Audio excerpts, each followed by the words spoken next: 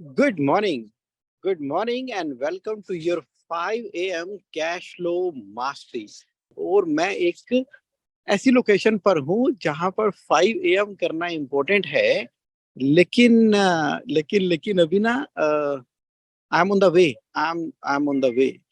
तो यहाँ पर इस पर्टिकुलर मोमेंट पे आज का जो टॉपिक मैं आपसे डिस्कस करना चाहता हूँ उसका नाम है learn to stop cash flow leakages in your business. क्या मतलब हुआ? आज ना बहुत ही छोटा टॉपिक लेंगे सो दैट कि कंटिन्यूटी मेंटेन रहे, कंसिस्टेंसी मेंटेन रहे और हम थोड़े में ज्यादा सीखें। The name of the topic is learn to stop cash flow leakages. कहां पर आपके बिजनेस में जो बिजनेस का मॉडल है ना उसके अंदर लीकेजेस होती हैं कैश फ्लो की। किस तरह से? सबसे पहली और बड़ी लीकेज हमें मालूम है, जब हम बिजनेस कर रहे हैं उसके अंदर जो परचेज हम कर रहे हैं, परचेज एंटीसिपेशन के ऊपर परचेज कर रहे हैं। परचेज कर लिया, इन्वेंट्री ऑलरेडी कुछ एग्जिस्ट कर रही है, कुछ एग्जिस्ट नहीं कर रही है। कंप्लीट प्लानिंग के बगैर, यानी कि वहां से सेल नहीं हुई, परचेज डिपार्टमेंट और प्रोडक्शन डिपार्टमेंट और डिस्पैच डिपार्टमेंट आपस में तालमेल ना होने की वजह से जो कैश फ्लो का सबसे सबसे सबसे बड़ा लीकेजेस मैं देख रहा हूं बिजनेस के अंदर, वो है परचेज, वो है परचेज, वो है परचेज।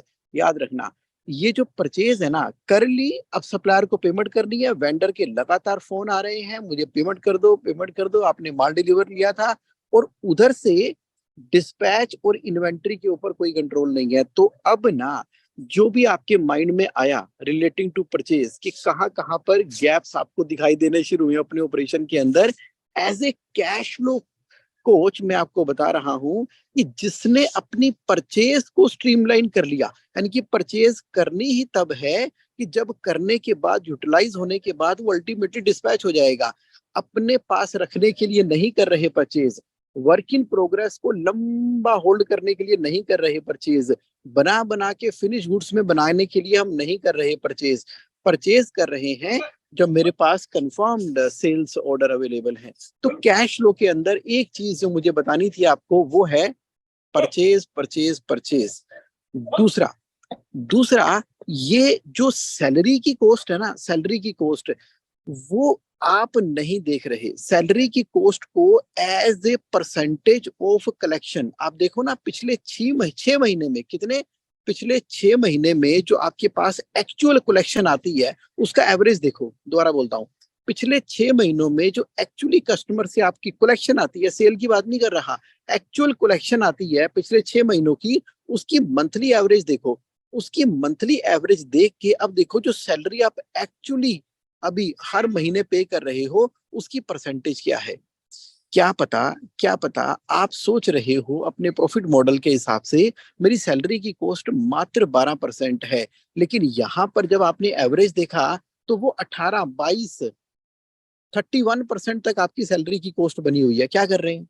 तो दैट मीन टू से what ever the amount is coming, वो धीरे धीरे धीरे धीरे लीकेज करके ना सैलरी की फॉर्म के अंदर निकल रहा है। अब दो एरिया है, या तो कलेक्शन बढ़ाओ, या तो आप ना जस्टिफिकेशन देखो, जस्टिफिकेशन ऑफ दी सैलरी। मतलब क्या हुआ? सैलरी की क्या जस्टिफिकेशन है कि ये लगातार लगातार बार बार आपका मंथली आउटफ्लो जाता चला जा रहा है सैलरी की फॉर्म के अंदर। प्रोडक्टिविटी के ऊपर, एफिशिएंसी के ऊपर, यूटिलाइजेशन ऑफ रिसोर्सेज के ऊपर दिमाग चलना ही तब शुरू होगा जब आपके सामने पिछले 6 महीने की एवरेज कलेक्शन मंथली और सैलरी की जो परसेंटेज आ रही है, और उसको जब आप अपनी बिजनेस मॉडल के हिसाब से, बिजनेस मॉडल कहता है कि सैलरी 10% होनी चाहिए तो 10, 12 तो 12, 14 तो 14, लेकिन ये क्या है 20, 22, 23% जा रही है। तो जब तक इस फिगर को अलग से निकाल कर देखेंगे नहीं ना, जब तक इस फिगर को अलग से निकाल कर नहीं देख रहे और उसके ऊपर कॉन्फ्रेंस रूम में बैठ के की मैनेजरियल पर्सन के साथ में एकदम बिल्कुल इंपॉर्टेंट टॉप मैनेजमेंट के अंदर कॉन्फिडेंशियल लोग होने चाहिए, क्योंकि सैलरी का इश्यू जो होता है ना वो बड़ा ही कॉन्फिडेंशियल होता है और कंट्रोवर्शियल होता है। तो बड़े ध्यान से इस इशू को देखते हुए बिजनेस मॉडल के अंदर परिवर्तन करने की जरूरत है। पहला मैंने क्या बोला? परचेज, जिसकी वजह से मैक्सिमम कैश निकल रहा है। दूसरा सैलरी, और तीसरा एक बहुत बहुत बहुत बड़ा एरिया जिसकी वजह से कैश फ्लो निकल रहा है, वो ये है कि जो हमने अपनी सेल्स की टीम को इंसेंटिव दे रहे हैं ना, सेल्स की टीम को इंसेंटिव दे रहे हैं, इंकरेज कर रहे हैं, मार्केटिंग कर रहे हैं, सारा का सारा ध्यान लगा पड़ा है सेल करने के ऊपर। सेल करो, सेल करो, सेल करो, सेल करो, सेल करो। तो ये स्ट्रेटेजी गलत है। अगर सेल्स की टीम को आप इतना ज्यादा पुश करते हो, इंकरेज करते हो, स्कीम निकालते हो, वो सब कुछ करते हो, तो सिर्फ सेल तक मत रुको, कलेक्शन तक रुको। यानी कि सेल वो सेल है जिसके पैसे आपके घर के अंदर आ गए। वरना क्या हो रहा है, हाईली मोटिवेटेड मार्केटिंग और सेल्स टीम जो है ना, धनाधन सेल करने में लगी हुई है। नए से नए डीलर, नए से नए डिस्ट्रीब्यूटर, नए से नए कस्टमर बना रहे हैं।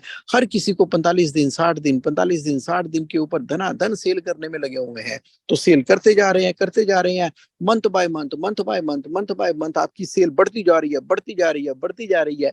अरे बाबा, सेल तो बढ़ा रहे हो, लेकिन जब सेल करी उधारी पे रहे हो, 45 दिन की, 60 दिन की, 30 दिन की उधारी पे कर रहे हो, तो जितनी सेल बढ़ेगी उतनी वर्किंग कैपिटल की रिक्वायरमेंट आएगी। हाँ, तो आप कह रहे हो सेल ना बढ़ाएं? अरे सेल बढ़ाओ, सेल बढ़ाओ, लेकिन सेल बढ़ाओ दिमाग लगा के। इसका मतलब है कि जो आपकी मार्केटिंग और सेल्स की टीम है, उनको बोलो कि जो भी आप सेल करते हो वो समझ लीजिए सेल इन पाइपलाइन है। वो सेल इन पाइपलाइन है। मतलब क्या हुआ कि असली सेल वो मानी जाएगी जिसका पैसा घर में आ गया।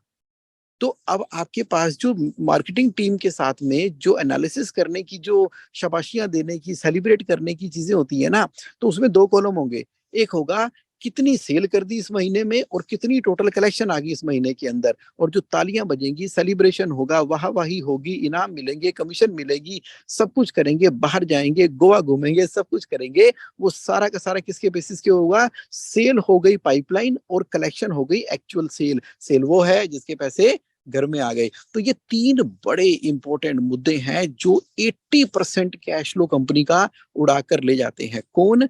ढंग से दिमाग लगा के परचेज ना करना, बस परचेज ही परचेज किए चले जाना। दूसरा, salary as a percentage of collection बहुत ज्यादा हो जाना, उस पर दिमाग ना लगाना। और तीसरा, मात्र सेल करना, उसको कलेक्शन के साथ में लिंक ना करना। छोटे में सही, बहुत सही। आज मैं 15 मिनट के अंदर ही अपना टॉपिक कंप्लीट कर रहा हूं।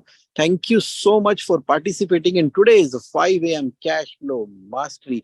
अब मैं क्यों यहां से कर रहा हूं, इसके बारे में मैं फिर आपसे बाद में डिस्कस करूंगा, लेकिन continuity maintained. Thank you, thank you, thank you for your participation. Have a great and amazing, amazing, amazing time ahead. Bye.